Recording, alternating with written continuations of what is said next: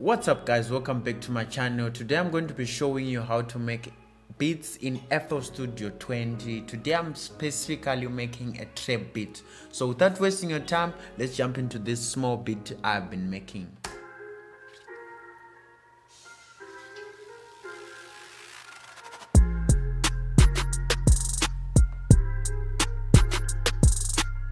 No, you guys need to feel this. Like literally you need to feel this. Let me turn it up. I hope I'm not destroying your ears. Né? Let's hear this one more time.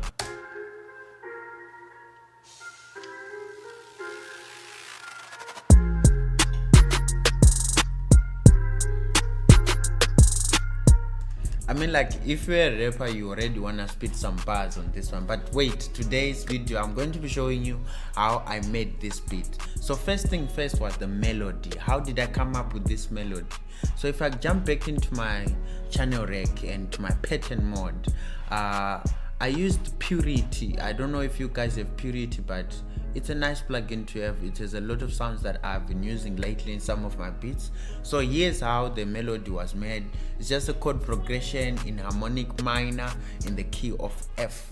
But you guys can play around with the keys and the scales. If you don't know how to make chord progressions in FL Studio, just let me know. I'll make another separate video on how to come up with chords in FL Studio. So here's how the chord progression went for this melody.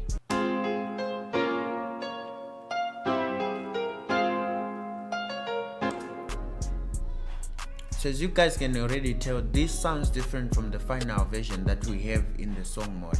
So what did I do to actually come up with that version and not this version, which is like raw piano-ish, to the version that sounds like it was sampled or something? So what I did was to, first of all, I dropped this Purity into the mixer track, into its own mixer track. Here it was mixer track number 5. On mixer track number 5, I then added on Edison so that I was able to record it so that it becomes an audio file instead of it being a MIDI, because I did that for two reasons. First reason is that it gives me more control, and I'm a person who doesn't like seeing a lot of knobs and effects and numbers, so I just like to keep it simple. So I do that so that I can only see an audio, and for me I can easily manipulate it. Number two is that it also saves my CPU usage. As you can see, my laptop is like from 2010. It's not a very strong laptop, so I always do my best to make sure my samples are not in MIDI but they're in audios, just to save some CPU. So after that I added on Edison. With Edison, I put the settings on record on input, and it recorded whatever was input into that mixer track.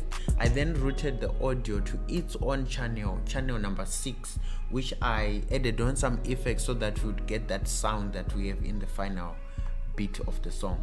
So the first effect I added was Distractor. Distractor is a FL Studio stock plugin. You already have it, you can just go there and check it out.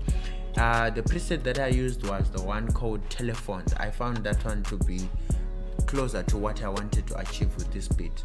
So you're free to go check out these other plugins as you probably following me making this beat, but I encourage you to just check them out, know what they do. I'm sure one day you find this plugin a little bit helpful. Then after that, I added an EQ where I cut all the basses and all the highs. I just left the mids because I kind of felt like the highs were making the melody a little bit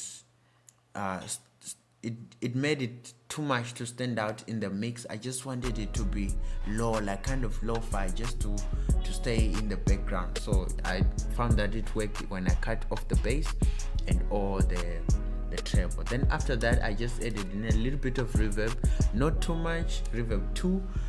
If you have another type of VST for reverb, I encourage you to use that one, but for this video I'm just using stock plugins so that someone who is starting to make trap beats in FL Studio can easily follow without need of downloading extra VSTs.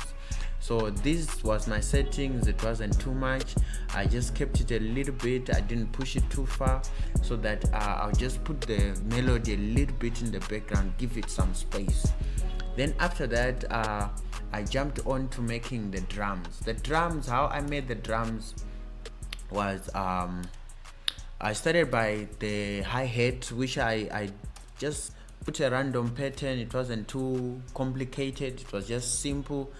1 point skip 1 with just a little bit of artistic touch in the mid, where I chopped up the other I don't know what to call a note. Yes, I chopped up the other note so that I'll give it a little bit of bounce, to give it that little bit of artistic. Then I also added a snare which sounds something like this.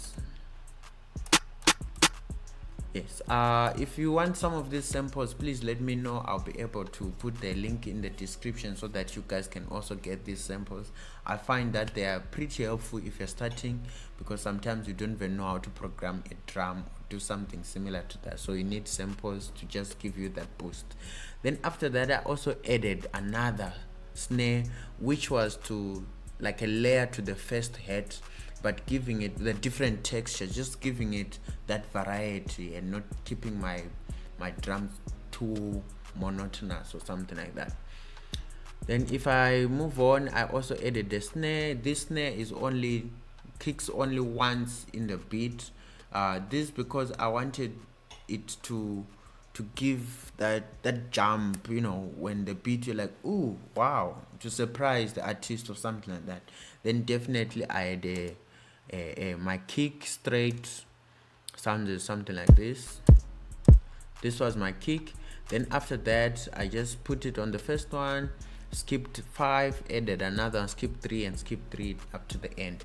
And mind you, you don't need to know how many notes you need to skip to make this beat. What I want you to get is, I want you to get the fact that what type of instruments am I using, how am I arranging them, not to the point where you cram skip 5, skip 3, skip 3, because when I started, that's what I used to do, and I always found it hard when I sit down to make a beat.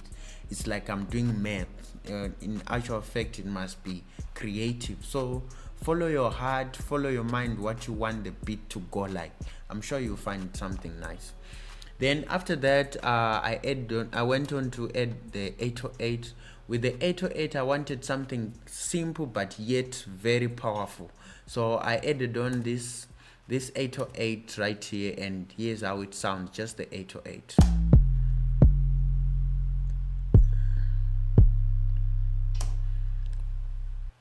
So with 808, there's one thing that I would like to just say. Sometimes with the 808, they're a little bit too long. You can use this in and out just to cut off the length if it's too long. I'm not saying do it all the time, but sometimes 808 are just too long and you can cut there. Sometimes also the 808 does not cut itself, as in if another note start playing, the old note will still be playing. So you can right click and go here where it says cut itself and make sure that's checked, then the 808 will cut itself. So in short, that's how I made this beat.